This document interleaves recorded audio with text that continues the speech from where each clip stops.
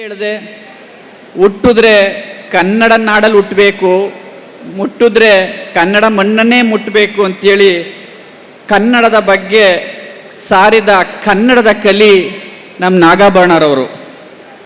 ಅವರು ಹಿರಿಯ ರಂಗಕರ್ಮಿ, ಖ್ಯಾತ ನಿರ್ದೇಶಕ, ನಟ, ಸಾಹಿತಿ, ಚಿಂತಕ, ಬರಹಗಾರ.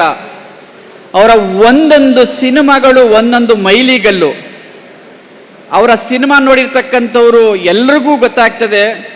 ಅವರ ಜನ್ಮದ ಜೋಡಿ ಇರ್ಬೋದು, ಆಕಸ್ಮಿಕ ಇರ್ಬೋದು, ನಾಗಮಂಡಲ ಇರ್ಬೋದು, ಹಗಲುವೇಷ ಇರ್ಬೋದು, ಚಿನ್ನಾರಿ ಮುತ್ತ ಇರ್ಬೋದು, ಹೀಗೆ ಹೇಳ್ತಾ ಹೋದರೆ ಹಲವಾರು ಸಿನಿಮಾಗಳು ಎಲ್ಲ ಒಂದೊಂದು ಮೈಲಿಗಳನ್ನು ತಲುಪಿವೆ.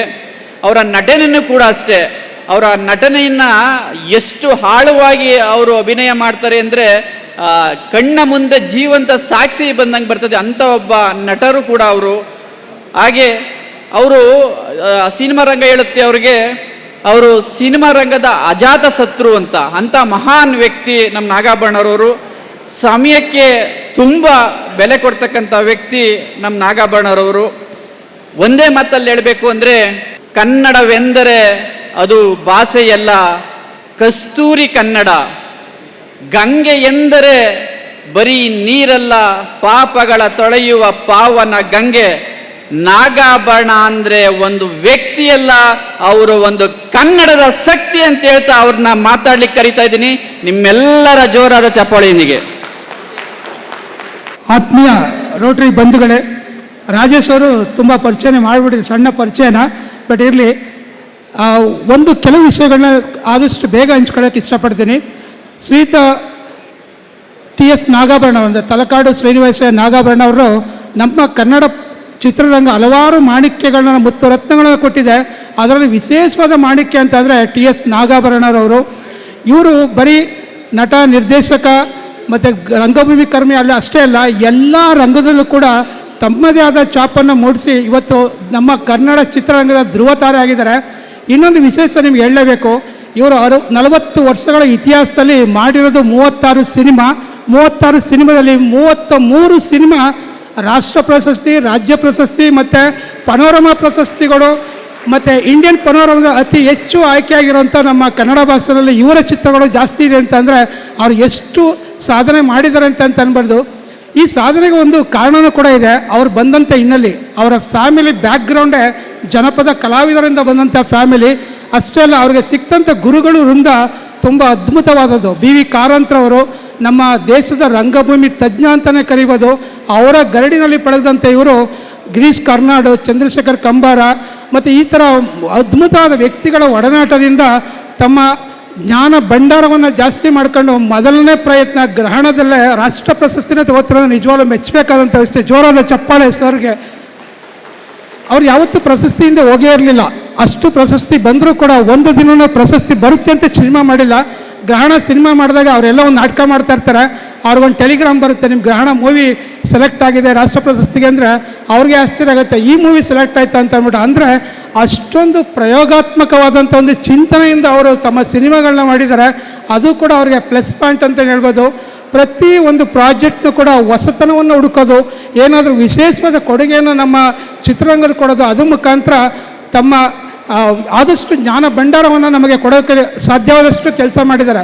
ಇನ್ನೊಂದು ವಿಶೇಷ ನಮ್ಮ ಭಾರತೀಯ ಚಿತ್ರರಂಗದಲ್ಲಿ ಇದೆ ಅಂತ ಹೇಳ್ಬೋದು.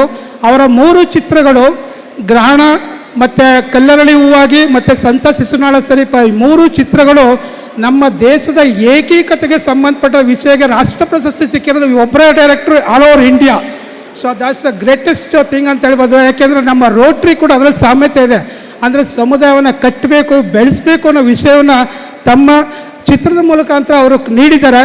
ಅಷ್ಟೇ ಅಲ್ಲ, ನಮ್ಮ ಡಾಕ್ಟರ್ ರಾಜ್ಕುಮಾರ್ ಇಳಿ ವಯಸ್ಸಿನಲ್ಲಿ ಒಂದು ರೊಮ್ಯಾಂಟಿಕ್ ಸಿನಿಮಾ ಮಾಡಬೇಕು ಅಂದರೆ ಅವ್ರ ಮೂವಿನ ಬೇಡ ಅಂತ ಸುಮ್ಗಿದ್ದಾಗ ತಾರಾಸು ಕಾದಂಬರಿಗಳನ್ನ ತೊಗೊಂಡೋಗಿ ಅವ್ರನ್ನ ಕನ್ವಿನ್ಸ್ ಮಾಡಿ 3 ಕಾದಂಬರಿ ಆಧಾರಿತ ಸಿನಿಮಾನ ಆಕಸ್ಮಿಕ ಮಾಡಿ ಅದನ್ನು commercial as well as romantic expert ಒಂದು ಎಕ್ಸಲೆಂಟ್ ಸಿನಿಮಾನ ಕೊಟ್ಟರು. ಇವರಿಗೆ ಸಿನಿಮಾ ಮಾಡಿದಂಥ ವಿಶೇಷತೆ ಏನು ಅಂತಂದರೆ 25ಕ್ಕೂ ಹೆಚ್ಚು ಸಿನಿಮಾಗಳು 25 ವಾರ ಓಡಿದೆ. ತುಂಬ ಕಮ್ಮಿ ಬಡ್ಜೆಟಲ್ಲಿ 25 ವಾರ ಕರ್ನಾಟಕದಂತ ಓಡಿದೆ ಅಂತಂದರೆ ಅವರು ಸಿನಿಮಾ ಮಾಡಿದಂಥ ನಿರ್ಮಾಪಕರು ಕೂಡ ಹಣನೂ ಕೂಡ ವೇಸ್ಟ್ ಮಾಡಬಾರ್ದು, ಅವ್ರ ಜನಪ್ರಿಯತೆಯೂ ಆಗಬೇಕು ಅನ್ನೋ ಒಂದು ವಿಷಯದಲ್ಲಿ ಅಗಾಧವಾದ ಪ್ರಮಾಣವಾದ ಒಂದು ಕೆಲಸವನ್ನು ಮಾಡಿದ್ದಾರೆ. ಸೊ ಒಂದ್ಸಲ ಹಂಸಲೇಖ ಹೇಳ್ತಾರೆ, ನಾದಬ್ರಹ್ಮ ಹೇಳ್ತಾರೆ, ಕರ್ನಾಟಕದಲ್ಲಿ ಒಂದು ಪೆಟ್ಟಿಗೆನಲ್ಲಿ ಒಂದು ಆಭರಣಗಳಿತ್ತು ಅಂತಂದರೆ ಈ ಆಭರಣ ತೆಗೆದುಬಿಟ್ರೆ ಅದು ಖಾಲಿ ಪೆಟ್ಟಿಗೆ ಆಗುತ್ತೆ ಕರ್ನಾಟಕ ಚಿತ್ರರಂಗ ಅಂತ ಒಂದು ಮಾತನ್ನು ಹಂಸಲೇಖರು ಕೂಡ ಅದನ್ನು ಪ್ರಸ್ತಾಪ ಮಾಡಿದ್ದಾರೆ. ಈ ರೀತಿಯಾದ ಒಂದು ಅದ್ಭುತವಾದಂಥ ಪ್ರತಿಭೆ ನಮ್ಮ ಮಧ್ಯೆ ಇದ್ದಾರೆ. ಅಷ್ಟೇ ಅಲ್ಲ, ಇವರು ಈಗಲೂ ಕೂಡ ಬೆನಕ ಅಂದರೆ ಬೆಂಗಳೂರು ನಗರ ನಾಗರಿಕರು ಅಂತ ಒಂದು ಸಂಸ್ಥೆ ಮುಖಾಂತರ ಪ್ರತಿಭೆಯನ್ನು ತರೋದಕ್ಕೆ ತಮ್ಮ ಸಂಸ್ಥೆ ಮುಖಾಂತರ ಇನ್ಸ್ಟಿಟ್ಯೂಟ್ ಸ್ಟಾರ್ಟ್ ಮಾಡಿ ಅದನ್ನು ಪ್ರಾರಂಭ ಒಳ್ಳೆ ಕೆಲಸವನ್ನು ಮಾಡ್ತಾಯಿದ್ದಾರೆ. ಅವರ ಫ್ಯಾಮಿಲಿ ಬ್ಯಾಕ್ಗ್ರೌಂಡ್ ಕೂಡ ತುಂಬ ಅದ್ಭುತವಾಗಿದೆ. ನಾಗಿಣಿ ಅವರು, ಅವರ ಧರ್ಮಪತ್ನಿ, ಅವರು ಕೂಡ ನಟನ ನಿರ್ದೇಶಕರು, ಮತ್ತು ಪನ್ನಗಭರಣ ಮತ್ತು ಶ್ರುತಾಭರಣ ಅವರ ಮಕ್ಕಳು ಕೂಡ ಇವಾಗಲೂ ಕೂಡ ಚಿತ್ರದಲ್ಲಿ ಸಕ್ರಿಯವಾಗಿದ್ದಾರೆ. ಇಂಥ ವ್ಯಕ್ತಿ ನಮ್ಮ ಜೊತೆ ಇರೋದು ತುಂಬ ಅದೃಷ್ಟ ಅಂತ ಹೇಳ್ಬೋದು. ಅನೇಕ ಇವರ ಸಿನಿಮಾಗಳು ಹಿಂದಿಗೆ ಕನ್ವರ್ಟ್ ಆಗಿದೆ. ಅಂದರೆ 1942 ಲವ್ ಸ್ಟೋರಿ ಆಗ್ಬೋದು, ಮತ್ತು ಸ್ವದೇಶ್, ಈಗ ಹಲವಾರು ಚಿತ್ರಗಳು ಇನ್ಸ್ಪೈರ್ ಆಗಿ ಕನ್ವರ್ಟ್ ಆಗಿದೆ. ಇಂಥ ಅದ್ಭುತ ಪ್ರತಿಭೆ ನಮ್ಮ ಜೊತೆ ಇದ್ದು ನಮ್ಮ ರೋಟ್ರಿ ಪಬ್ಲಿಕ್ ಇಮೇಜ್ನ ಜಾಸ್ತಿ ಮಾಡೋದಕ್ಕೆ ನಿಮ್ಮೊಂದು ಮಾರ್ಗದರ್ಶನ ಬೇಕು ಅಂದಾಗ ನಮ್ಮ ಜೊತೆ ಇದ್ದಾರೆ. ಅವ್ರಿಗೆ ಪರಿಚಯ ಮಾಡೋಕ್ಕೆ ಅವಕಾಶ ಕೊಡೋದು ತಮ್ಮೆಲ್ಲರಿಗೂ ಕೂಡ ಹೃದಯಪೂರ್ವಕ ಧನ್ಯವಾದಗಳು ಅಂತ ತಿಳಿಸ್ತಾ ಇದ್ದೀನಿ. Thank you very much. ನಾಗಭರಣವರು ಪರಿಚಯ ಮಾಡಿಕೊಟ್ಟಂಥ ವೆಂಕಟೇಶ್ ಅವರಿಗೆ ಧನ್ಯವಾದಗಳನ್ನ ಸಲ್ಲಿಸ್ತಾ, ಈಗ ಅವ್ರು ಹೇಳಿದ್ರು ನಾಗಮಂಡಲ ಸಿನಿಮಾದಲ್ಲಿ ಅವನು ಬಿಟ್ಟಿದ್ರು ಅಂತ ಅಲ್ವಾ? ಯಾರು ಸಿನಿಮಾ ನೋಡಿದ್ರಿ ನಾಗಮಂಡಲ? ಅಲ್ಲಿ ಅವು ಬಿಟ್ಟಿದ್ರು ಗೊತ್ತಾ ನಾಗಭರಣವರು? ಅವರಿಗೆ ಧನ್ಯವಾದ ಸಲ್ಲಿಸ್ತಾ, ಈಗ ನಮ್ಮ ಮುಂದೆ ಕನ್ನಡದ ಶಕ್ತಿ ನಾಗಭರಣ ಸರ್. Welcome sir. ಆತ್ಮೀಯರೇ,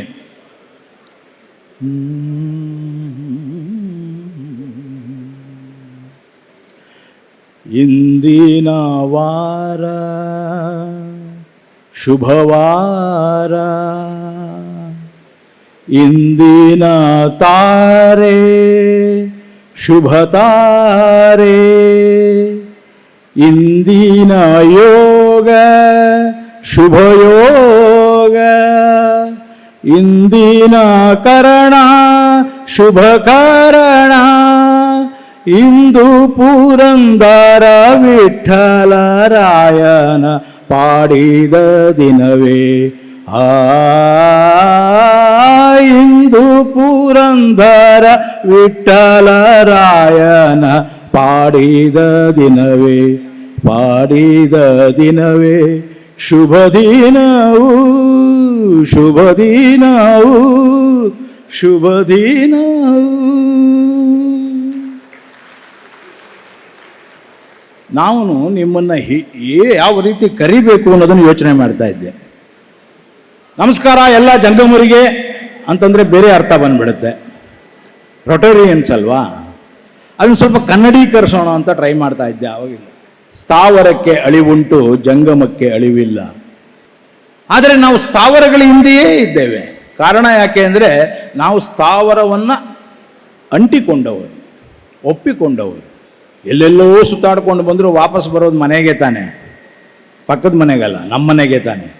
ಆದ್ದರಿಂದ ಸ್ಥಾವರಕ್ಕೆ ಅಳಿವುಂಟು ಅಂತ ಹೇಳಿದರೂ ಕೂಡ ನಾವು ಸ್ಥಾವರವನ್ನು ಒಪ್ಪಿ ನಂಬಿ ಬಂದಿದ್ದೇವೆ. ಮನುಷ್ಯನ ಮೂಲಭೂತವಾದ ವ್ಯಕ್ತಿತ್ವ ಅವನ ನಂಬಿಕೆ. ಯಾವುದನ್ನು ನಂಬುತ್ತೀರಿ? ಯಾವುದನ್ನು ನಂಬಿದರೆ ನಮ್ಮ ಬದುಕು ಮುಂದುವರಿತದೆ. ಆ ನಂಬಿಕೆ ಇಲ್ಲದೆ ಇದ್ದರೆ ನಮಗೆ ಬದುಕೇ ಇಲ್ಲ.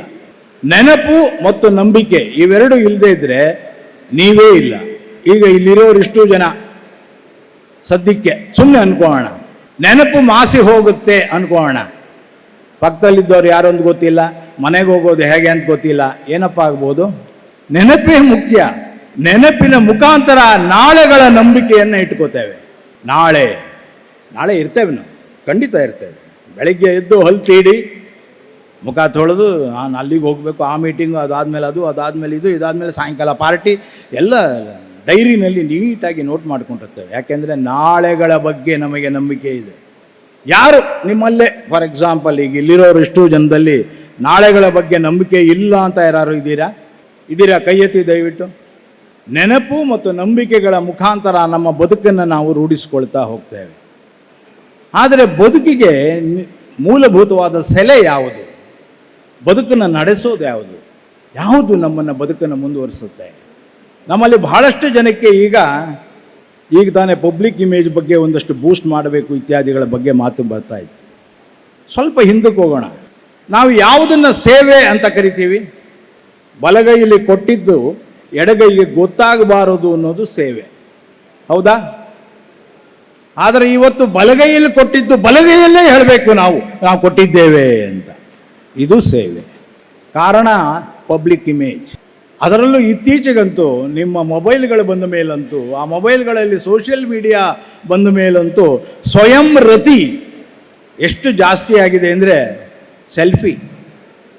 ಆತನೇ ಮುಂದೆ ಇರಬೇಕು, ಅವನು ಅವತ್ತೇ ಫೇಸ್ಬುಕ್ಗೆ ಹಾಕಬೇಕು, ಆಗಲೇ ಸಾಯಂಕಾಲದೊಳಗೆ ಗೊತ್ತಾಗಬೇಕು, ರಾತ್ರಿ ಒಳಗೆ ಸತ್ತೋಗ್ಬೇಕು. ಅದು ಆ ಇಮೇಜ್ ಹೊಟ್ಟೋಗಿರುತ್ತೆ, ಆ ವಾಟ್ಸಪ್ಪಿಂದನೇ ಡಿಲೀಟ್ ಆಗಿಬಿಟ್ಟಿರುತ್ತೆ. ನೆನಪೇ ಇರೋಲ್ಲ. ಎಲ್ಲಿ ನೆನಪು ಇರೋದಿಲ್ವೋ ಅಲ್ಲಿ ನಂಬಿಕೆ ಇರೋದಿಲ್ಲ, ಎಲ್ಲಿ ನಂಬಿಕೆ ಇರೋದಿಲ್ವೋ ಅಲ್ಲಿ ಬದುಕು ಇರೋದಿಲ್ಲ. ಯಾಕೆ ನಾನು ಆ ಎರಡು ಮಾತನ್ನು ನಿಮಗೆ ಒತ್ತಿ ಹೇಳಿದೆ ಅಂದರೆ ಕಾರಣ ಇದೇನೆ.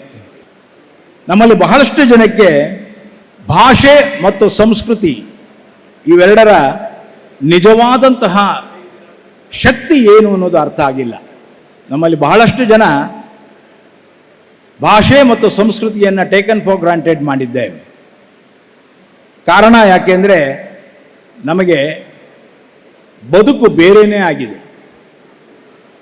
ನಮ್ಮ ವೃತ್ತಿಗಳು ಸಾವಿರಾರು, ಆದರೆ ಪ್ರವೃತ್ತಿಗಳು ಏನು? ವೃತ್ತಿಗಳು ಸಾವಿರಾರು ಇದೆ, ಆದರೆ ಪ್ರವೃತ್ತಿ ಒಂದಿದೆಯಲ್ಲ. ರೊಟೇರಿಯನ್ ಆಗುವುದು ಒಂದು ಪ್ರವೃತ್ತಿ, ಅದು ವೃತ್ತಿ ಅಲ್ಲ. ಅದೇ ವೃತ್ತಿಯಾಗಿಬಿಟ್ರೆ ಸಾಧ್ಯವೇ ಇಲ್ಲ. ನಿಮ್ಮ ಸೇವೆಗೆ ಆಧಾರವೇ ಇಲ್ಲ. ಯಾವ ಪ್ರವೃತ್ತಿ ಬದುಕಿನುದ್ದಕ್ಕೂ ಇರ್ತದೋ, ಕೊನೆಯವರೆಗೂ ನಮ್ಮ ಜೀವನದ ಸಂಗಾತಿಯಾಗಿರ್ತದೋ, ಅದು ಪ್ರವೃತ್ತಿ ಮಾತ್ರವೇ ಹೊರತು ವೃತ್ತಿ ಅಲ್ಲ. ವೃತ್ತಿಯಿಂದ ನಿಮಗೆ ರಿಟೈರ್ಮೆಂಟ್ ಇದೆ, ರಿಟೈರ್ಮೆಂಟ್ ಮಾಡ್ಕೋತೀರಿ. ನಿಮಗೆ ಬೇಕಿಲ್ದಿದ್ದಾಗ ಸದ್ಯ ಸಾಕಪ್ಪ ಅಂತ ಅಂಗಡಿಗೆ ಮುಚ್ಚುತ್ತೀರಿ, ಫ್ಯಾಕ್ಟ್ರಿ ಕ್ಲೋಸ್ ಮಾಡ್ತೀರಿ, ನಿಮ್ಮ ಮಗನಿಗೋ ಇನ್ನೊಬ್ಬನಿಗೋ ಏನೋ ಕೊಡ್ತೀರಿ, ಒಟ್ಟಿನಲ್ಲಿ ನೀವು ಅಲ್ಲಿಂದ ಆಚೆಗೆ ಬರ್ತೀರಿ. ಆದರೆ ಪ್ರವೃತ್ತಿ ಹಾಗಲ್ಲ. ಪ್ರವೃತ್ತಿ ನಿಮ್ಮನ್ನು ಜೀವನದುದ್ದಕ್ಕೂ ಕರ್ಕೊಂಡು ಹೋಗುತ್ತೆ. ಅಂತಹ ಪ್ರವೃತ್ತಿಗಳ ಜೊತೆಯಲ್ಲಿ ಬದುಕನ್ನು ಕಟ್ಕೋತೇವೆ. ಹಾಗಾಗಿ ನಮಗೆ ನಂಬಿಕೆಗಳು ಜಾಸ್ತಿ. ನಮ್ಮ ಪ್ರವೃತ್ತಿಗಳ ಮೇಲೆ ನಮ್ಮ ನಂಬಿಕೆಗಳಿರ್ತವೆ. ನಾವು ಯಾವುದರ ಮುಖಾಂತರ ಬದುಕಿನಲ್ಲಿ ನನ್ನ ಸುತ್ತ ಇರುವವರಿಗೆ ಸಂತೋಷವನ್ನು ಹಂಚುತ್ತೇವೆ. ಇಲ್ಲಿ ನಾನು ರಂಗಭೂಮಿಯನ್ನು ತರಲಿಕ್ಕೆ ಇಷ್ಟಪಡ್ತೇನೆ. ಕಾರಣ ಯಾಕಪ್ಪ ಅಂತಂದರೆ, ಯಾರ್ದಾದರೂ ಹಾಡು ಕೇಳ್ತಾ ಇದ್ದರೆ, ನೀವು ಯಾರಾದರೂ ಭಾಳ ಚೆನ್ನಾಗಿದ್ದರೆ ಹಾಡು ಅದನ್ನು ನಿಂತು ಕೇಳ್ತೀರೇ ಹೊರತು ಅವನು ಯಾವ ಜಾತಿ, ಯಾವ ದೇಶದವನು, ಯಾರವನು ಕೇಳ್ತೀರಾ? ಜಾತ್ಯಾತೀತವಾಗಿ, ಭಾಷಾತೀತವಾಗಿ ಆ ವ್ಯಕ್ತಿಯ ಆ ಅಭಿವ್ಯಕ್ತಿಯನ್ನು ಗುರುತಿಸ್ತಾ ಇರ್ತೀರಿ. ಅದು ನಿಮ್ಮನ್ನು ಆಹ್ಲಾದಗೊಳಿಸ್ತಾ ಇರುತ್ತೆ, ಸಂತೋಷಗೊಳಿಸ್ತಾ ಇರುತ್ತೆ. ನಿಮಗೆ ಇನ್ನಷ್ಟು ಕೇಳಬೇಕದು ಅಂತ ಅನ್ನಿಸ್ತಾ ಇರುತ್ತೆ, ನೋಡಬೇಕದು ಅಂತ ಅನ್ನಿಸ್ತಾ ಇರುತ್ತೆ. ಇದು ಸಂಸ್ಕೃತಿಯ ಆಧಾರ. ರಂಗಭೂಮಿ ಅಂತಹ ಸಂಸ್ಕೃತಿಯನ್ನು ತಂದುಕೊಡುತ್ತದೆ. ಎಲ್ಲರನ್ನು ಒಳಗೊಳ್ಳುವ ಕ್ರಿಯೆ ಯಾವುದಾದ್ರೂ ಇದ್ದರೆ ಅದು ರಂಗಭೂಮಿ ಮಾತ್ರ. ಅಲ್ಲಿ ಯಾವ ಜಾತಿನೂ ಕೇಳಲ್ಲ, ಯಾವ ಭಾಷೆನೂ ಕೇಳಲ್ಲ, ಯಾರು ಅಂತ ಕೇಳೋದಿಲ್ಲ. ರಂಗಭೂಮಿ ಎಲ್ಲರನ್ನು ಒಪ್ಪಿ ಮುದ್ದಾಡುತ್ತೆ. ಬೇರೆ ಎಲ್ಲದರಲ್ಲೂ ಜಾತಿ ಇದೆ. ಯಾರ್ಯಾರು ಮಿನಿಸ್ಟರ್ ಆಗ್ತಾರೋ ಈಗ ನೋಡ್ಬೇಕೀಗ. ಎಲ್ಲೆಲ್ಲೂ ಸಮೀಕರಣ ಇದೆ. ಮೊನ್ನೆ ತಾನೇ ಅದನ್ನು ಸಮೀಕ್ಷೆನೂ ಮಾಡಿ ಕೊಟ್ಟುಬಿಟ್ಟಿದ್ದಾರೆ. ನಿಮಗೆ ಇಷ್ಟು ಜನ ಇದ್ದಾರೆ, ಇವ್ರು ಇಷ್ಟು ಜನ ಇದ್ದಾರೆ, ಇವ್ರು ಇಷ್ಟು ಜನ ಇದ್ದಾರೆ ಕೊಟ್ಟುಬಿಟ್ಟಿದ್ದಾರೆ. ಎಲ್ಲವೂ ಈ ರೀತಿಯ ಕ್ಷೋಭೆಯ ಕ್ಷಣಗಳಲ್ಲಿ ಇರಬೇಕಾದ್ರೆ ರೊಟೇರಿಯನ್ ಅವನ್ನು ಮರೆಸುವ, ಅವುಗಳೆಲ್ಲವನ್ನ ಪಕ್ಕಕ್ಕಿಡುವ, ಕೇವಲ ಮನುಷ್ಯನನ್ನು ಮನುಷ್ಯನ ಹಾಗೆ ಕಾಣುವ ಕೆಲಸದ ಒಂದು ಆವೃತ್ತಿಯನ್ನೇ ನಿರ್ಮಾಣ ಮಾಡಿಬಿಟ್ಟಿದೆ. ಅದ್ಭುತವಾದಂತಹ ಆವೃತ್ತಿಯನ್ನು ನಿರ್ಮಾಣ ಮಾಡಿ. ಇಲ್ಲಿ ಕೇಳ್ತೀರಾ ನೀವು ಬಂದವ್ರನ್ನ ಕರುಣಾಶ್ರಯದಲ್ಲಿ, ನೀನು ಯಾವ ಜಾತಿ ಎಲ್ಲ ಕೇಳ್ತೀರಾ? ಮೋಸ್ಟ್ ಪ್ರಾಬಲಿ ನಿಮ್ಮ ಅಪ್ಲಿಕೇಶನಲ್ಲೂ ಇಲ್ಲ ಅದು ಅಂತ ಅಂದ್ಕೊಂಡಿದ್ದೇನೆ. ಇರಬಾರದು ಕೂಡ. ಮನುಷ್ಯನ ನೋವು ನಲಿವುಗಳನ್ನು ಅರ್ಥ ಮಾಡಿಕೊಳ್ಳುವವನು ಇನ್ನೊಬ್ಬ ಮನುಷ್ಯನಾಗ್ತಾನೆ ಹೊರತು ಯಂತ್ರವಾಗೋದಿಲ್ಲ, ನಿಮ್ಮ ಮೊಬೈಲ್ ಆಗೋದಿಲ್ಲ. ಇಂತಹ ಒಂದು ಅದ್ಭುತವಾದ ಜಂಗಮ ಶಕ್ತಿಯನ್ನು ನಿಮ್ಮದಾಗಿಸಿಕೊಂಡಿದ್ದಾರೆ. ಅದಕ್ಕಾಗಿಯೇ ನೀವು ರೊಟೇರಿಯನ್ಸ್, ಜಂಗಮರು. ನೀವು ಸುತ್ತುವವರು. ಬದುಕನ್ನು ಸುತ್ತಾ ಅದರ ಜೊತೆಯಲ್ಲಿ ನೀವು ಸಮಾಜವನ್ನು ಸುತ್ತಿ ಅದನ್ನು ಒಟ್ಟಾರೆಯಾಗಿ ಒಳಗೊಂಡು ನಿಮ್ಮದೇ ಆದಂಥ ಒಂದು ಶಕ್ತಿಯನ್ನು ರೂಪಿಸ್ತಿರುವವರು. ಇದಕ್ಕೆ ಪಬ್ಲಿಕ್ ಇಮೇಜ್ ಬೇಕಾ? ಅದೇ ಒಂದು image. Rotary itself is an image. ಅದು ತನ್ನದೇ ಆದಂಥ ಇನ್ನೊಂದು ಇಮೇಜನ್ನು ಹುಡುಕಬೇಕಾಗಿಲ್ಲ. ಆ ಇಮೇಜನ್ನು ಪ್ರಕಾಶಿಸುವ ಕೆಲಸ ಮಾಡಬೇಕು, ಪ್ರಕಾಶಮಾನ ಮಾಡುವ ಕೆಲಸ. ಸ್ವಯಂ ಪ್ರಕಾಶವಾಗೋದಿಲ್ಲ. ಇವತ್ತು ನೀವು ಯಾವ ರೀತಿ ನಿಮ್ಮ ಫೇಸ್ಬುಕ್ಕಲ್ಲಿ ಹಾಕೊಳ್ಳೋದಿಲ್ವೋ, ಹಾಕೊಂಡಾಗ ಅದು ಜನಕ್ಕೆ ಗೊತ್ತಾಯಿತು ಅಂತ ನೀವು ನಂಬ್ತೀರೋ, ಎಷ್ಟು ಲೈಕ್ ಬಂದಿದೆ ಅನ್ನೋದ್ರ ಮೇಲೆ ಆಹಾ ನಾನು ಬಹಳ ಪ್ರಸಿದ್ಧ ಅಂತ ಅನ್ಕೋತೀರೋ, ಆ ರೀತಿಯ ಇವತ್ತಿನ ಈ ಕಾಲಘಟ್ಟದಲ್ಲಿ ಅದು ಪ್ರಕಾಶಿಸಬೇಕು. ಪ್ರವರ್ಧಮಾನಕ್ಕೆ ಬರಬೇಕಾದರೆ ಪ್ರಕಾಶಿಸಬೇಕು. ಹಾಗಾಗಿ ಒಂದು ಇಮೇಜನ್ನು ನಾವು ಕ್ರಿಯೇಟ್ ಮಾಡ್ಕೋತೇವೆ. ನಮ್ಮಲ್ಲಿ ಬಹಳಷ್ಟು ಜನಕ್ಕೆ ಶಿಕ್ಷಣ ಮೂಲಭೂತವಾಗಿ ಹೇಗಿರಬೇಕು, ಯಾಕೆಂದರೆ ಶಾಲೆಯನ್ನು ನಡೆಸ್ತಾ ಇದ್ದೀರಿ, ಬಹಳಷ್ಟು ಶಾಲೆಗಳನ್ನು, ಅದರಲ್ಲೂ ಕನ್ನಡ ಶಾಲೆಗಳನ್ನು ನಡೆಸ್ತಾ ಇದ್ದೀರಿ, ಅದಕ್ಕೆ ಶೌಚಾಲಯಗಳನ್ನು ಕಟ್ಟಿಸಿಕೊಡ್ತಾ ಇದ್ದೀರಿ. ಆದರೆ ಇವತ್ತಿನ ಕಾಲಘಟ್ಟದಲ್ಲಿ ಒಬ್ಬ ವಿದ್ಯಾರ್ಥಿ ಹೇಗಿರುತ್ತಾನೆ ಅನ್ನೋದನ್ನು ಅರ್ಥ ಮಾಡ್ಕೊಳ್ಳಿ. ಯಾವಾಗ ಅರ್ಥ ಆಗುತ್ತೆ? 12ನೇ ಶತಮಾನದಲ್ಲಿ ಅಲ್ಲಮ ಪ್ರಭು ಹೇಳ್ತಾನೆ, 12ನೇ ಶತಮಾನದಲ್ಲಿ, ಇವತ್ತೆಲ್ಲ ಹೇಳಿದ್ದವನು, ಕೃತಯುಗದಲ್ಲಿ ಶ್ರೀ ಗುರು ಶಿಷ್ಯಂಗೆ ಬಡಿದು ಬುದ್ಧಿಯ ಹೇಳಿದರೆ ಮಹಾಪ್ರಸಾದ ಎಂದೇನಯ್ಯ. 12ನೇ ಶತಮಾನದ ಮಾತು. ಕೃತಯುಗದಲ್ಲಿ ಶ್ರೀ ಗುರು ಶಿಷ್ಯಂಗೆ ಬಡಿದು ಬುದ್ಧಿಯ ಹೇಳಿದರೆ ಮಹಾಪ್ರಸಾದ ಎಂದನಯ್ಯ. ತ್ರೇತಾಯುಗದಲ್ಲಿ ಶ್ರೀ ಗುರು ಶಿಷ್ಯಂಗೆ ಬೈದು ಬುದ್ಧಿಯ ಹೇಳಿದರೆ ಮಹಾಪ್ರಸಾದ ಎಂದನಿನ್ನ. ಬಡಿದರಿಂದ ಬೈದಿಗೆ ಬಂತು. ದ್ವಾಪರದಲ್ಲಿ ಶ್ರೀ ಗುರು ಶಿಷ್ಯಂಗೆ ಜಂಕಿಸಿ ಬುದ್ಧಿಯ ಹೇಳಿದರೆ ಮಹಾಪ್ರಸಾದ ಎಂದನಯ್ಯ. ಅವನ ಗದರಿಸಿ ಹೇಳಿದರೆ. ಕಲಿಯುಗದಲ್ಲಿ ಶ್ರೀ ಗುರು ಶಿಷ್ಯನಿಗೆ ವಂದಿಸಿ ಬುದ್ಧಿಯ ಹೇಳಿದರೆ ಮಹಾಪ್ರಸಾದ ಎಂದೆನಯ್ಯ. 12ನೇ ಶತಮಾನದ ದಾರ್ಶನಿಕ ಹೇಳುವ ಈ ಮಾತನ್ನು 26ನೇ ಶತಮಾನದಲ್ಲಿ, 21ನೇ ಶತಮಾನದಲ್ಲಿಯೂ ನಾವು ಅದನ್ನು ಅನುಭವಿಸ್ತಾ ಇದ್ದೇವೆ ಅಂದೇ ಹೇಳಿಬಿಟ್ಟ. ಇಂತಹ ಪರಿಸ್ಥಿತಿಯಲ್ಲಿ, ಈ ಕಾಲಘಟ್ಟದಲ್ಲಿ, ಈ ಮನಸ್ಥಿತಿಯಲ್ಲಿ ನಾವು ಯಾವ ರೀತಿ ಸೇವೆಗಳನ್ನು ಪ್ರಚೋದಿಸಬೇಕು, ಪ್ರಚಾರ ಮಾಡಬೇಕು, ಮತ್ತು ಆ ಮಕ್ಕಳನ್ನು ಭಾಷಾ ಶಿಕ್ಷಣದಲ್ಲಿ ಹೇಗೆ ತಗೊಳ್ಬೇಕು. ಶಿಕ್ಷಣದ ಮೂಲಭೂತ ಭಾಷಾ ಶಿಕ್ಷಣ ಪ್ರಾರಂಭ ಆಗೋದು ಆ ಮಕ್ಕಳಲ್ಲಿ. ನಮ್ಮಲ್ಲಿ ಬಹಳಷ್ಟು ಜನ ಓದೋದು ಬರೆಯೋದನ್ನು ಬಿಟ್ಟಿದ್ದಾರೆ. ಅದರಲ್ಲಿ ಮಕ್ಕಳಲ್ಲಿ, ಶಾಲೆಗಳಲ್ಲಿ ಸಾಕಷ್ಟು ಮಕ್ಕಳು ಬರೆಯೋದನ್ನು ಓದೋದನ್ನು ಬಿಟ್ಟಿದ್ದಾರೆ. ಅವ್ರು ಏನಿದ್ರು, ಯಾಕೆ ಬರೆಯುವುದನ್ನು ಓದುವುದನ್ನು ಬಿಟ್ಟಿದ್ದಾರೆ? ನಾವು ಯಂತ್ರಜ್ಞಾನವನ್ನು ನಮ್ಮದಾಗಿಸಿಕೊಳ್ಳುವ ಭರದಲ್ಲಿ ಮಂತ್ರಜ್ಞಾನವನ್ನು ಬಿಟ್ಟಿದ್ದೇವೆ. ನಮ್ಮ ಇಡೀ ಸಂಸ್ಕೃತಿ ಇದ್ದದ್ದು ಶ್ರವ್ಯ ಸಂಸ್ಕೃತಿಯ ಜೊತೆಯಲ್ಲಿ ಬೆಳೆದು ಬಂದದ್ದು. ಒಬ್ಬರಿಂದ ಒಬ್ಬರಿಗೆ ಶ್ಲೋಕ, ಒಬ್ಬರಿಂದ ಒಬ್ಬರಿಗೆ ವೇದಗಳು, ಒಬ್ಬರಿಂದ ಒಬ್ಬರಿಗೆ ಉಪನಿಷತ್ಗಳು ಬಾಯಿಪಾಠ ಆಗ್ತಾ ಇದ್ವು. ಕಂಠಪಾಠ ಆಗಿದ್ದನ್ನು ನಾವು ಕೇಳ್ತಾ ಇದ್ವಿ, ಇನ್ನೊಬ್ಬರಿಗೆ ಹೇಳ್ತಾ ಇದ್ವಿ, ಇನ್ನೊಬ್ಬರಿಗೆ ಮತ್ತೊಬ್ಬರಿಗೆ. ಹಾಗಾಗಿ ಶ್ರವ್ಯ ಸಂಸ್ಕೃತಿಯಿಂದ ದೃಶ್ಯ ಸಂಸ್ಕೃತಿಗೆ ಬಂದಿದ್ದೇವೆ. ಇವತ್ತು ನಿಮಗೆ ಎಲ್ರಿಗೂ ಇಮೇಜೇ ಬೇಕು. ನೀವೇನಾದರೂ ವಿಶ್ ಕಳಿಸ್ಬೇಕಾದ್ರೆ ಏನು ಕಳಿಸ್ತೀರಿ ಹೇಳಿ? ಒಂದು ಹಾರ್ಟು, ಅದಕ್ಕೊಂದು ಏನೋ ಒಂದು ಆ್ಯರೋ ಹಾಕ್ಬಿಟ್ಟು ಟಕಾರ ಕಳಿಸ್ಬಿಟ್ರೆ ಮುಗಿದೋಯ್ತಲ್ವಾ? ದೃಶ್ಯ ಸಂಸ್ಕೃತಿಗೆ ಬಂದು ಬಿಟ್ಟಿದ್ದೇವೆ. ಮೊದಲು ಬರಿತಾ ಇದ್ವಿ, ಸೌಭಾಗ್ಯವತಿ ಎಲ್ಲ ಬರೆದು ಎಲ್ಲ ಬಂದು ನಿನಗೆ ಶುಭವಾಗಲಿ. ಆ ಅಕ್ಷರ ಸಂಸ್ಕೃತಿಯ ಮೂಲ ಸೆಲೆಗಳನ್ನೇ ನಾವು ದಾಟಿಸ್ಕೊಂಡು ಬಿಟ್ಟಿದ್ದೇವೆ. ಹಾಗಾಗಿ ನಿಮ್ಮ ಶಾಲೆಗಳಲ್ಲಿ ಏನು ಮಾಡ್ತಾ ಇದ್ದೀರಿ, ಇದರ ಮುಖಾಂತರ ಕನ್ನಡ ಭಾಷೆಯ ಸಂಸ್ಕೃತಿಯನ್ನು ಉಳಿಸ್ಕೊಳ್ತಾ ಹೋಗಿ. ಕಾರಣ ಯಾಕೆ ಅಂದರೆ ಅದರಿಂದಲೇ ನಿಮ್ಮ ಬದುಕು, ನಿಮ್ಮ ನಾಳೆಗಳಿರೋದು. ಇಂಗ್ಲೀಷಿಂದ ಅಲ್ಲ. ಇಂಗ್ಲೀಷ್ ಬೇಕು, ವ್ಯವಹಾರಕ್ಕೆ ಬೇಕು. ಆದರೆ ಸಂಸ್ಕೃತಿಯನ್ನು, ಸಂಸ್ಕಾರವನ್ನು ಕಟ್ಟಿಕೊಡಬೇಕಾದರೆ ಅದು ಕನ್ನಡ ಭಾಷೆಯೇ ಆಗಬೇಕು. ನಿಮ್ಮಲ್ಲಿ ಎಷ್ಟು ಜನ ನಿಮ್ಮ ಮನೆಯಲ್ಲಿ ನಿಮ್ಮ ಅಣ್ಣನನ್ನು ಅಣ್ಣ ಎಂದು, ನಿಮ್ಮ ಅತ್ತಿಗೆಯನ್ನು ಅತ್ತಿಗೆ ಎಂದು, ನಿಮ್ಮ ಅತ್ತೆಯನ್ನು ಅತ್ತೆ ಎಂದು ಕರಿತಾ ಇದ್ದೀರಿ? ಸಂಬಂಧ ಸೂಚಕಗಳೇ ಇಲ್ಲ ಭಾಳಷ್ಟು ಮನೆಗಳಲ್ಲಿ, ಭಾಳ ಕಮ್ಮಿ ಮನೆಗಳಲ್ಲಿದೆ. ಏನಿದ್ರು ಆಂಟಿ, ಅಂಕಲ್. ಅದೇ ಕೆಂಪು ಸೀರೆ ಆಂಟಿ, ಅವಳೇನಾದ್ರು ಅವತ್ತು ಗ್ರೀನ್ ಸೀರೆ ಉಟ್ಬಿಟ್ಟಿದ್ರೆ ಆ ಆಂಟಿನೇ ಚೇಂಜ್. ಒಟ್ಟಿನಲ್ಲಿ ಆಂಟಿ ಅಂಕಲ್ಗಳ ಮಧ್ಯದಲ್ಲಿ ನಮ್ಮ ಸಂಬಂಧ ಸೂಚಕ ಪದಗಳನ್ನೇ ಮರೆಯುವಂತಹ ಮಕ್ಕಳ ಮನಸ್ಥಿತಿಯನ್ನು ಗಮನಿಸಿಕೊಳ್ಳಿ. ಆಗ ನಿಮಗೆ ಈ ಭಾಷೆ ಎಷ್ಟು ಮುಖ್ಯ ಆಗ್ತದೆ, ಆ ಶಿಕ್ಷಣ ಎಷ್ಟು ಮುಖ್ಯ ಆಗ್ತದೆ, ಶಿಕ್ಷಣದಲ್ಲಿ ಕನ್ನಡ ಭಾಷೆ ಎಷ್ಟು ಮುಖ್ಯ ಆಗ್ತದೆ ಅನ್ನೋದು ಅರ್ಥ ಆಗ್ತದೆ. ನಿಜ, ನಾನು ಒಂದು ಹಳ್ಳಿಯಿಂದ ಬಂದವನು, ಇಲ್ಲೇ ತಲಕಾಡಿನಿಂದ ಬಂದವನು. ನನ್ನನ್ನು ಹೈಸ್ಕೂಲಲ್ಲಿ PUCಗೆ ಹಾಕಿದ ಕೂಡಲೇ ಆ ಇಂಗ್ಲೀಷ್ ವಾತಾವರಣದಲ್ಲಿ ದಿಕ್ಕೆಟ್ಟು ಹೋಗಿದ್ದೆ. ಆದರೆ ಇವತ್ತು ನಾನು BSc LLB ಮಾಡಿದ್ದೇನೆ, ನಾನು ಇಂಗ್ಲೀಷಲ್ಲೂ ಭಾಷಣ ಮಾಡಬಲ್ಲೆ. ಸಾಧ್ಯ ಇದೆಯಲ್ಲ? ಮನುಷ್ಯನಿಗೆ 8 ಭಾಷೆಗಳಿಂದ 9 ಭಾಷೆಗಳವರೆಗೆ ಕಲಿಯುವಂತಹ ಬ್ರೈನನ್ನು ದೇವರು ಕೊಟ್ಟಿದ್ದಾನೆ.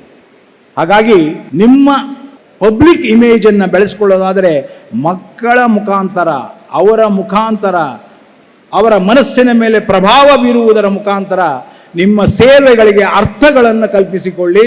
ಅದು ನಿಜವಾಗಿಯೂ ಕೂಡ ತಾನಾಗಿ ಪ್ರಜ್ವಲಿಸ್ತಾ ಹೋಗುತ್ತೆ. ಈ ಮಾತನ್ನು ಒಂದು ಕಿವಿ ಮಾತು ಅಂತ ದಯವಿಟ್ಟು ನಿಮ್ಮಲ್ಲಿ ಇಟ್ಕೊಳ್ಳಿ. ಸಂಸ್ಕೃತಿಯ ಬಗ್ಗೆ ಮಾತಾಡ್ತಾ ಇದ್ದೆ. ಮನುಷ್ಯ ಸಂಸ್ಕಾರ ಮತ್ತು ಸಂಸ್ಕೃತಿ ಇಲ್ಲದೆ ಬದುಕೋಕ್ಕೆ ಸಾಧ್ಯವೇ ಇಲ್ಲ. ದುಡ್ಡು ಮಾಡ್ತೀರಾ ಸ್ವಾಮಿ, ಸಂತೋಷ. ದುಡ್ಡು ಭಾಳ ಜಾಸ್ತಿ ಆದಮೇಲೆ ಇನ್ನೊಬ್ಬರು ಕೊಡ್ತೀರಾ, ಸಂತೋಷ. ಆದರೆ ದುಡ್ಡೇ ಬದುಕಲ್ಲ. ಪ್ರತಿಯೊಬ್ಬನು ಇನ್ನೊಂದು ಜೀವವನ್ನು ಯಾವ ರೀತಿ ಗೌರವಿಸ್ತಾನೆ ಮತ್ತು ಆ ಗೌರವಕ್ಕೆ ಪಾತ್ರವಾದ ಜೀವಗಳೆರಡು ಹೇಗೆ ಸಂಬಂಧವನ್ನು ಉಳಿಸ್ಕೊಳ್ತಾವೆ ಮತ್ತು ಸಂಸ್ಕಾರಯುತವಾದ ಒಂದು ಸಮಾಜವನ್ನು ಕಟ್ಟುತ್ತೇವೆ ಅನ್ನೋದೇ ಬಹಳ ಮುಖ್ಯ. ಅಂತಹ ಸಂಸ್ಕಾರವನ್ನು ಕೇವಲ ಶಿಕ್ಷಣದ ಮುಖಾಂತರ ಮಾತ್ರ ಮನೆಯಿಂದ ಕಟ್ಟಲಿಕ್ಕೆ ಸಾಧ್ಯ. ಮನೆಗಳು ಶಿಕ್ಷಣ ಕೊಡಬೇಕು. ಮನೇಲಿ ಯಾರೋ ದೊಡ್ಡವರು ಬಂದರೆ ಮೊಬೈಲ್ ಹಿಡ್ಕೊಂಡು ಇವ್ರು ಆ ಕಡೆ ಹೊಟ್ಟೋಗಿರ್ತಾರೆ ಹುಡುಗರೆಲ್ಲ. ಆ ದೊಡ್ಡವ್ರಿಗೆ ಬಂದು ನಮಸ್ಕಾರ ಹೇಳೋ ಅಂತ ಹೇಳೋಕ್ಕೂ ಕರೆಯಂಗಿಲ್ಲ ನಾವು. ಬಾರಪ್ಪ ಅಂದರೆ 1 ನಿಮಿಷ ಅಂದ್ಬಿಟ್ಟು ಹಿಂಗೆ ಅಂದ್ಕೊಂಡೇ ಹೋಗ್ತಿರ್ತಾರೆ. ಮೊದಲು ಆಗ್ತಿರಲಿಲ್ಲ. ಬರ್ತಿದ್ದಾಗೆ ಬಾಗಿಲು ತೆಗೆಯೋದ್ರಿಂದ ಹಿಡಿದು ಅವರನ್ನು ಕೂರಿಸಿ ಅವರಿಗೆ ಬೆಲ್ಲ ಅಥವಾ ನೀರು ಎದುರುಗಡೆ ಇಟ್ಟು ನನ್ನ ಹೆಸರು ಇಂಥದ್ದು, ನಾನು ಇಂಥ ಮಗ, ಅಪ್ಪ ಬರ್ತಾರೆ ತಾಳಿ ಅಂತ ಹೇಳುವಷ್ಟರ ಮಟ್ಟಿಗೆ ಆ ಸಂಸ್ಕಾರ ಇರ್ತಿತ್ತು. ಅತಿಥಿಯನ್ನು, ಅಭ್ಯಾಗತರನ್ನು ಹೇಗೆ ಸಾವರಿಸಿಕೊಳ್ಳಬೇಕು. ಇವತ್ತು ಹಾಗಲ್ಲ. ಗುಡ್ ಮಾರ್ನಿಂಗ್, ಯಾರಿಗೆ ಗುಡ್ ಮಾರ್ನಿಂಗ್ ಹೇಳಿದ್ದು ಗೊತ್ತಾಗಿಲ್ಲ. ಅದು ಅವನಿಗೆ ಹೇಳಿದ್ನ ಇವನಿಗೆ ಹೇಳ್ಕಣ್ಣ ಅದು ಗೊತ್ತಾಗಲ್ಲ. ಸಂಸ್ಕಾರಯುತ ಬದುಕನ್ನು ಕಟ್ಟಿಕೊಟ್ಟಾಗ ಮಾತ್ರ ಸಮಾಜ ತನ್ನದೇ ಆದಂತಹ ನೆಲೆಯನ್ನು ಕಂಡುಕೊಳ್ತದೆ. ಸಮಾಜದ ನೆಲೆಗಟ್ಟು ಸಂಸ್ಕಾರದ ನೆಲೆಗಟ್ಟಿನ ಮೇಲೆ ಸಂಸ್ಕೃತಿಯ ಕಾಲಘಟ್ಟದಲ್ಲಿ ಬೆಳಿಬೇಕಾಗ್ತದೆ. ಅಂತಹ ಒಂದು ಅದ್ಭುತವಾದ ಸಂಸ್ಕಾರವನ್ನು ನೀವು ರೊಟೇರಿಯನ್ಸ್ ಕಟ್ಟಿಕೊಡ್ತಾ ಇರಲಿ ಅನ್ನೋ ಆಶಯದೊಂದಿಗೆ ನಾನು ನಿನ್ನೆ ತಾನೇ ಪೂತಿ ನರಸಿಂಹಾಚಾರ್ಯರ ಗೋಕುಲ ನಿರ್ಗಮನ ನಾಟಕವನ್ನು ಚೌಡಯ್ಯದಲ್ಲಿ ಪ್ರದರ್ಶನ ಮಾಡಿದೆ. ಸುಮಾರು 66ನೇ ಪ್ರದರ್ಶನ. ಅದ್ಭುತವಾಗಿತ್ತು ಪ್ರದರ್ಶನ. ಹಳೆಗನ್ನಡದ ಪೂತಿ ನರಸಿಂಹಾಚಾರ್ಯರ ಆ ನಾಟಕ ನಿಮಗಾಗಿ ಜೂನ್ 14ರಂದು ಕಾಸಿಯಾ ಹಾಲ್ನಲ್ಲಿದೆ. ದಯಮಾಡಿ ತಾವೆಲ್ಲರೂ ಬರಬೇಕು ಅಂತ ಕೇಳ್ಕೊತಾ ಇದ್ದೇನೆ. ಈಗ ಎಷ್ಟು ಜನ ತುಂಬಿದ್ದೀರಿ ಅಷ್ಟು ಜನ ದಯವಿಟ್ಟು ಅಲ್ಲೂ ಕೂಡ ಕಾಸಿಯಾ ಹಾಲಲ್ಲಿ ತುಂಬಬೇಕು. ಕಾರಣ ಮತ್ತೆ ಗೋಕುಲ ನಿರ್ಗಮನ ಅಲ್ಲಿ ಪ್ರದರ್ಶನ ಮಾಡ್ತಾ ಇದ್ದೇನೆ. ಕಾರಣ ಯಾಕೆ ಅಂದರೆ ನಾನು ನಿಮಗಾಗಲೇ ಹೇಳಿದೆ, ರಂಗಭೂಮಿ ಜಾತ್ಯತೀತವಾದ ಸಮಾಜವನ್ನು ಕಟ್ಟುತ್ತೆ. ನೀವು ಆ ರೀತಿಯೇ ಒಂದು ಜಾತ್ಯತೀತವಾದ ರೊಟೇರಿಯನ್ನನ್ನು ಕಟ್ತಾ ಇದ್ದೀರಿ. ಅಂತಹ ಅದ್ಭುತವಾದ ಸೇವಾಯುಕ್ತವಾದಂತಹ ಸೇವಾಪರವಾದಂತಹ ಒಂದು ಸಂಬಂಧಗಳನ್ನು ನೀವು ಕಟ್ಟಬೇಕಾದರೆ ಆ ರೀತಿಯ ರಂಗಭೂಮಿ ನಿಮಗೆ ಬೇಕಾಗ್ತದೆ. ಅಂತಹ ಒಂದು ಸಂಸ್ಕಾರಯುತವಾದಂಥ ಸಾಂಸ್ಕೃತಿಕ ಘಟಕ ನಿಮ್ಮದಾಗಲಿ ಅಂತ ಆಶಿಸ್ತಾ, ಇವತ್ತು ನಾವೆಲ್ಲರೂ ಯಾವ ಸ್ಥಿತಿಯಲ್ಲಿದ್ದೇವೆ ಅಂದರೆ ನಮ್ಮನ್ನು ನಾವು ಹೇಳಿಕೊಳ್ಳುವಂತಹ, ನೋಡೋ ಇದು ನಾನು ನಾಗಾಭರಣ ಈ ಥರ ಎಲ್ಲ ಹೇಳಿಕೊಳ್ಳಬೇಕಾದಂತಹ ಪರಿಸ್ಥಿತಿಯಲ್ಲಿದ್ದೇವೆ. ಮೊದಲು ನಮಗೆ ಅದನ್ನು ಹೇಳಿಕೊಟ್ಟಿರಲಿಲ್ಲ, ನಮ್ಮ ಅಪ್ಪ ಅಮ್ಮ ಅದನ್ನು ಹೇಳಿರಲಿಲ್ಲ. ಯಾವತ್ತೂ ನಿನ್ನ ಬಗ್ಗೆ ನೀನು ಹೇಳ್ಕೋಬೇಡ, ನಿನ್ನ ಬಗ್ಗೆ ಇನ್ನೊಬ್ಬರು ಹೇಳಿದಾಗ ಮಾತ್ರ ನೀನು ಅದನ್ನು ಗಮನಿಸು ಅಂತ ಹೇಳಿದರು. ನಾನು ಅದಕ್ಕೆ ಕಾಯ್ತಾ ಇದ್ದೆ, ಅವರು ಸ್ವಲ್ಪ ಸರಿಯಾಗಿ ಹೇಳಲಿ ಅಂತ, ನನ್ನ ಬಗ್ಗೆ ಇನ್ನಷ್ಟು ಅಂತ ಇರಲಿ. ಆದರೆ ಇವತ್ತು ಸೆಲ್ಫಿಗಳು ಜಾಸ್ತಿ ಆಗಿದೆ. ನಾವು ಸೆಲ್ಫ್ಲೆಸ್ ಆಗೋದಕ್ಕೆ ಸಾಧ್ಯ ಇಲ್ಲ. ಅದರ ಜೊತೆಯಲ್ಲೇ ಬದುಕಬೇಕು. ಯಾಕೆಂದರೆ ನಮ್ಮ ಮೊಬೈಲ್ ಬಿಟ್ಟಿರೋದಕ್ಕಾಗೋಲ್ಲ. ಯಾರೇ ಆಗಿರಲಿ, ಯಾವುದೇ ಏಜ್ ಗ್ರೂಪ್ ಆಗಿರಲಿ, ಮೊಬೈಲ್ ಜೊತೆಯಲ್ಲೇ ನಮ್ಮದು. ಆದರೆ ಕುವೆಂಪು ಹೇಳುವ ಒಂದು ಮಾತನ್ನು ಇಲ್ಲಿ ಹೇಳಲಿಕ್ಕೆ ಇಷ್ಟಪಡ್ತೇನೆ, ನಾವು ಯಂತ್ರಮಾನವರಾಗುವುದಕ್ಕಿಂತ ಮಂತ್ರಮಾನವರಾಗುವುದು ಲೇಸು. ಯಾಕೆಂದರೆ ಕನ್ನಡಿಗರು, ಇಡೀ ಕನ್ನಡಿಗರ ಜೀನ್ಸಲ್ಲಿ, ನಿಮ್ಮೆಲ್ಲರ ಜೀನ್ಸಲ್ಲಿ ಇರೋದು ಏನಪ್ಪ ಅಂದರೆ, ಮಾನವ ಜನ್ಮ ತಾನೊಂದೇ ಒಲಂ ಎಂದು ಪಂಪ 8ನೇ ಶತಮಾನದಲ್ಲಿ ಏನು ಹೇಳಿದ್ನೋ ಅದೇ ಜೀನ್ಸ್ ಇವತ್ತಿಗೂ ನಮ್ಮಲ್ಲಿ ಕನ್ನಡಿಗರಲ್ಲಿ ನಡೀತಾ ಇದೆ. ಯಾರು ಅದನ್ನು ಬದಲಾಯಿಸಿದ್ರು? ಯಾರೊಬ್ಬರೂ ಬದಲಾಯಿಸಲಿಲ್ಲ. ಮಾನವ ಕುಲಂ ತಾನೊಂದೇ ಒಲಂ ಒಂದು 8ನೇ ಶತಮಾನದಲ್ಲಿ ಪಂಪಿನಿಂದ ಇಂದಿನವರೆಗೂ ಮಾನವ ಕುಲವನ್ನು ಒಂದೇ ಕಣ್ಣಿನಿಂದ ನೋಡುವ, ಎಲ್ಲರನ್ನು ಒಳಗೊಳ್ಳುವ ಕ್ರಿಯೆ ಇದ್ದದ್ದು ಕನ್ನಡಿಗರಿಗೆ ಮಾತ್ರ. ಆದ್ದರಿಂದ ಎಲ್ಲರನ್ನು ಬನ್ನಿ ಬನ್ನಿ ಬನ್ನಿ ಬನ್ನಿ ಎಂದು ಬೆಂಗಳೂರು ಈಗ ನಮಗೆ ಹೋಗಿ ಹೋಗಿ ಹೋಗಿ ಅಂತ ಆಗ್ಬಿಟ್ಟಿದೆ. ಆದ್ದರಿಂದ ಆ ಔದಾರ್ಯವನ್ನು ಕೆಲವು ಕಡೆ ತಡೆಯಬೇಕಾದಂತಹ ಪರಿಸ್ಥಿತಿ ಬರಬಹುದು. ಅವೆಲ್ಲವನ್ನು ಇಟ್ಟುಕೊಂಡೇ ಸರ್ವೇ ಜನ ಸುಖಿನೋ ಭವಂತು ಎನ್ನುವ ಮಾತನ್ನು ನಾವೆಲ್ಲರೂ ಒಪ್ಪಿಕೊಳ್ತಾ ಅದರ ಮುಖಾಂತರ ನಮ್ಮ ಬದುಕನ್ನು ಹಸನು ಮಾಡಿಕೊಳ್ಳೋಣ. ಅದಕ್ಕೆ ಸಂಬಂಧಪಟ್ಟ ಹಾಗೆ ನೀವು ಸಾಕಷ್ಟು ಸೇವೆಗಳನ್ನು ಮಾಡ್ತಾ ಇದ್ದೀರಿ, ಅವುಗಳು ಕೂಡ ಪ್ರಜ್ವಲಿಸಲಿ, ಪ್ರಕಾಶಿಸಲಿ, ಅದರ ಮುಖಾಂತರ ಇನ್ನಷ್ಟು ಹೆಚ್ಚು ಮೆರುಗು ಪಡೆಯಲಿ ಅಂತ ಹೇಳ್ತಾ ನನ್ನ ಈ 2 ಮಾತನ್ನು ಮುಗಿಸ್ತೇನೆ. ಸಿರಿಗನ್ನಡಂ ಗೆಲ್ಗೆ. ಧನ್ಯವಾದಗಳು ನಾಗಭರಣಚ. ಭಾಷೆ ಮತ್ತು ರೋಟರಿಯ ಬಗ್ಗೆ ಹಲವಾರು ವಿಚಾರಗಳನ್ನು ಮೆಚ್ಚುಗೆಯ ಮಾತಾಡಿದಂಥ ನಾಗಾಭರಣ ಅವರಿಗೆ ಧನ್ಯವಾದ ಸಲ್ಲಿಸ್ತಾ ಅವರೊಂದು ಮಾತು ಹೇಳ್ತಾಯಿದ್ರು, ಹೊಸ ಚಿಂತನೆಗಳ ಹೂ ಹರಳಲಿ, ಜ್ಞಾನದ ಬೆಳಕು ಎಲ್ಲೆಡೆ ಪರಿಸರಿಸಲಿ ಅಂತೇಳಿ. ನಿಮ್ಮ ಆಶೀರ್ವಾದ, ನಿಮ್ಮ ಸಹಕಾರ ಯಾವಾಗಲೂ ಇದೇ ಇರಲಿ ಅಂತ ಹೇಳ್ತಾ ನಾಗಾಭರಣರಿಗೆ ಜೋರಾದ ಒಂದು ಚಪ್ಪಾಳೆ.